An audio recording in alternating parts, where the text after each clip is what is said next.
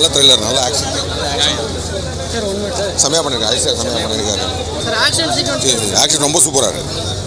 நம்ம இதுக்கு நான் பார்க்கலாமா சார்? இந்தியன் சினிமா, தமிழ் சினிமாவுக்கு ஆடியன்ஸ்க்கு ரிசீவ் ஆகுமா? கண்டிப்பாக ரிசீவ் ஆகும். கண்டிப்பாக ப்ராப்பர் த்ரில்லர் தான். ரைட் ஃப்ரம் த ஃபர்ஸ்ட் மூமெண்ட்லேருந்து ரொம்ப இன்ட்ரெஸ்டிங்காக.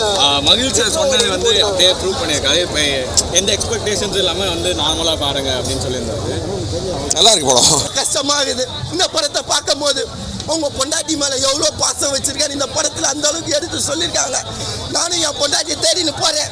செங்கல்பட்டு மதுரவாயிலுக்கு போகிறேன். என் பொண்டாட்டி கோச்சின்னு போயிட்டேன். அதனால நான் இப்போ போகிறேன். அந்த அளவுக்கு இந்த படத்தில் சென்டிமெண்ட்டாக இருக்கு. ஒவ்வொரு மனசும் ஒவ்வொரு சீனும் என் மனசுல. ஒரு கார்ல போறாரு ஒரு பாட்டுக்கு, அவங்க பொண்டாட்டியை தேடின்னு.